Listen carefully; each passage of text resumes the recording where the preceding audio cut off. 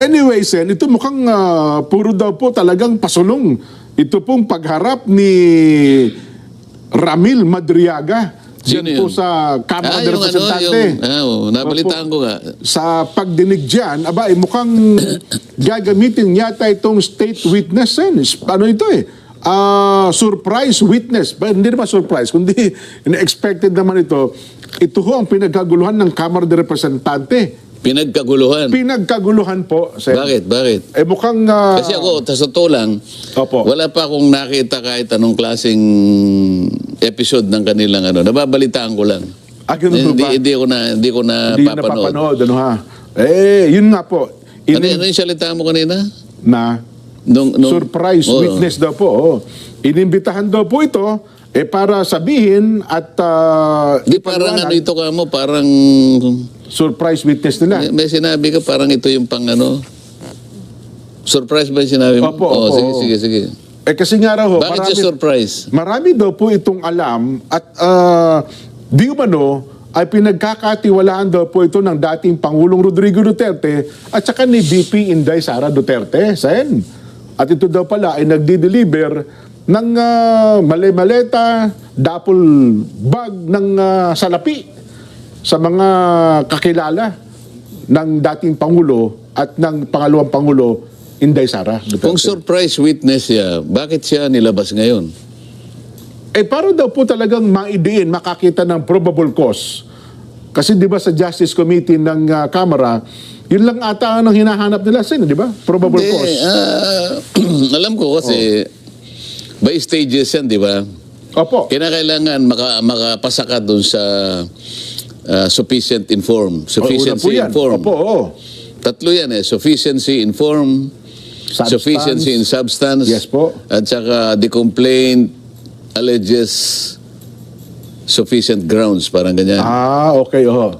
Kaya kailangan merong determination of whether or not the complaint alleges sufficient grounds. Opo. So nag-declare, di ba, sabi niya, ang pagkakaalam ko, nag-declare ng sufficiency of grounds Yes po. O di sapat na yon. Bakit nagkakaroon ng hearing? Yun ang aking tinatanong sa'yo. Hindi, sabi daw kasi mukhang nire-required na rin po ata na magkaroon ng, dati tawag nila mini trial para, kumbaga sa fiscal daw po, pagkariwang kaso, magkaroon daw po ng basihan para maiakyat sa korte yung kasong kinakaharap ng isang tao. Hindi, mali yun. Ganun ho ba? Kasi nga, yung impeachment kasi, Opo. kung ikukumpara mo sa pangkaraniwang kasong kriminal, Yan, opo. Oo. ito kasi hindi naman kriminal, hindi civil Hindi It's po. more on political Ipaghalimbawa mo, kaya nga merong ang tinatawag nating maghahabla sa kanya, House of Representatives Opo. Kaya nga sa setup natin, magsisimula yung impeachment sa House. Yes po, sa Kamara, oo. At pagkatapos na establish nila yung kanilang cause of action, kung tutuusin mo sa regular cause of action Opo. Sa House naman, articles of impeachment. Sa mga tid, kung ilang pananagutan ang gusto nilang gawing para ihabla siya. Halimbawa, 10 articles. Prosecutorial ito Opo. Kaya nga ang tawag doon sa mga maghahabla, prosecution. Yes po. Kaya sa tuntunin ng House, meron silang i-elect na 11 prosecutors. 11 prosecutors, yes. Sa mga tweed, ang nature ng impeachment proceeding sa House, inquisitorial lang siya, parang preliminary investigation. Opo. Kapag ka pumunta ka sa piskalya, hindi nagtatrial doon Ganun ho ba? Sapat na sa piskal yung madistinggin niya. Kasi noon, lalo na noon Opo, oo. ang quantum of evidence noon ay probable cause. Opo, oo. So masyado siyang mababaw. Na basta naisip lang ng piskal na May batayan ito. Okay ito. mukhang dapat ko talagang ihabla to. Isampa na sa korte So yan. pag nagsampa siya sa korte, aarestuin na siya. Opo. Probable cause. Pero ngayon kasi, binago na yun Okay. Ang quantum of evidence, ay yung tinatawag nilang prima facie, Prima facie, opo. with sufficient certainty of conviction. Ganun Yes po. Kaya ngayon, pag sinabi mong prima facie, almost ano na yun eh, almost sigurado na may kalalagyan to. Yung inireklamo, tama kayo. Oo. Ngayon, kung surprise witness si Madriaga, ba't nilabas nila? Kasi itong mga sinasabi nila ngayon, ang talagang trial sa sa Senate eh. Ngayon lang nakikita ko na yung halimbawa, pag nakita ko yung testimony niya, di napaghandaan ko na siya, ito tatanungin ko siya ng Yun ganito. na nga po, Tatanungin ko ganito. Oo. Paano kung lahat ng tinanong ko bumagsak siya? Eh di wala. Oo. Kaya nga yung piskal, sasabihin niya lang, ikaw ba si Madriaga? Opo. Tetestingin niya lang eh. Oo. Kuminsan ang daming nahuhuli sa piskalya pa lang eh. Piskal, oo. Kasi nung nagtatrial pa ako sa bandang Laguna, Opo. may nauna eh. Pero kasi maliit lang yung opisina. Ito muna yung nauna. Oo. Attorney Nelson Lubaw. Yan. Asan ang ano mo? Sir, wali ka. Asan yung akusado? Asan yung complainant? Ito. Complainant, halika. Sabi ng piskal. Opo. Ito ba ang iyong salaysay? Oo. Ito yung complaint mo? Opo. Nako. Oo. Di ba puro kasinungalingan ito? Di ba tinuruan ka lang? Ganun sabi ng piskal, Kasi po, ang abogado ko po patay na siya. Ganun lang naman ang ano eh. So pag na-establish niya, kahit na tinakot niya, pero mo ba ito? Opo. Kahit anong gawin niya. Sige, okay.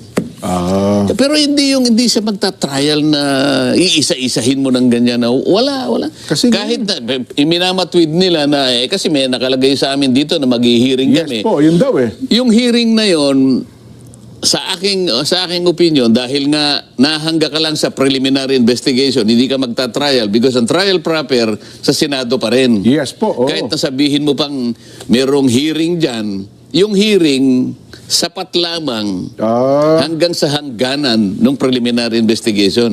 Hindi siya trial para ma-examine mo yung merits nung daladala niyang siguro ang sinabi niya halimbawa, Kanyang affidavit, ikaw ba si Madriaga? Ito ba ito yung ganito? Ganito ba ito? Pirma mo ba ito? Ito bang taong binanggit mo rito, buhay? Ito bang ganito? Hanggang ganun lang. Pero yung merito nito, para ngayon ay tingnan mo yung kung bastante ang kanyang kredibilidad. Hindi yun ang ganun ho ba? Hindi yun. Kaya nga sabi ko, kung ito yung star witness, para halimbawa gamitin nila, against Vice President. unang-una, preliminary investigation lang to eh. Tapos ang quantum of evidence, sabi ko ngayon siya, prima facie, nung tinatanong ata siya, balit-balita ko lang naman wala namang corroborative evidence eh. Sana man lang merong independent evidence gagamitin mo para yung statement niya totoo. Parang walang ganoon eh. Mukhang siya lang po ata. So bagsak siya. Babagsak siya doon sa quantum nung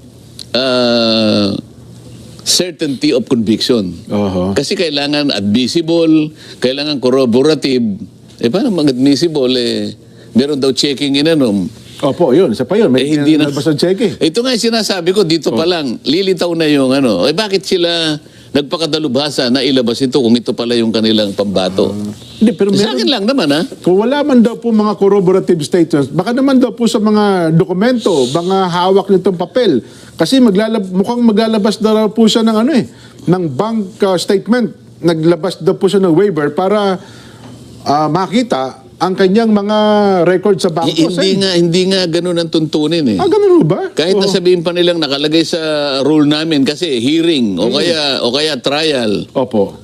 Pag binangga mo yung tuntunin na yun sa liwanag ng Constitution, hindi kasali doon eh. Ang merong trial, ang trial sa Sa Senado talaga dapat, Senate Court na So, po. yung bahagi na yun, kasi, boss, sa kanya, ito yung aming tuntunin eh. Pero yung bahagi na yan, unconstitutional yan. May bahagi dyan na salig sa kasaligang pero kung magta-trial ka, hindi sinasabing ikaw magta-trial. Ilang masasabi ko doon? Ang problema... At saka dapat susuriin mo, yun bang mga sasabihin niya? Yun ba ay patungkol doon sa mga naka-identify yung mga yung culpable violation of the Constitution? Yes po, oo. Kasi yung mga complaints baka naman hindi babagsak doon. So dapat piliin mo lang alin doon sa pinagsasabi mo ang pwedeng mag-qualify na impeachable offense. Oho. Hindi lahat naman ng offense kasi impeachable. Nako. Identified lahat yun, di ba?